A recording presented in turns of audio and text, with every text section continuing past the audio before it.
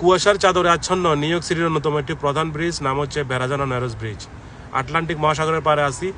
এখানে যে একটা ব্রিজ আছে দেখে বোঝার উপায় নাই, কারণ পুরো চারপাশ কুয়াশায় ঢেকে গেছে। আর ব্রিজের অপর প্রান্ত হচ্ছে স্ট্যাটেন আইল্যান্ড। আজকের ওয়েদারটা কিন্তু অনেক গরম। এই যে লোকজন বিচের চেয়ার নিয়ে চলে আসছে পার্কে বসার জন্য। দেখে মনে হচ্ছে এখন সকাল ভোর, কিন্তু এখন বাজে বিকেল 4:30। এই 4:30টায় এই অবস্থা, পুরো চারপাশ কুয়াশা ঢেকে গেছে। মনে করছিলাম যে বৃষ্টি হচ্ছে, দূর থেকে যখন এই যে ড্রাইভ করে আসতেছিলাম এই পাশটা একেবারে কালো হয়ে গেছে। তো হঠাৎ মনে করতেছিলাম যে এখানে বৃষ্টি হচ্ছে, পরে দেখি যে না, এখানে এসে ভিন্ন চিত্র, কুয়াশায় চারপাশ ঢেকে গেছে। কিন্তু গরম ভালোই পড়তেছে, সকাল থেকে হেভি গরম। লোকজন আজকে এই যে ঘরের বাইরে যেদিকে পারতেছে সেদিকে চলে যাচ্ছে।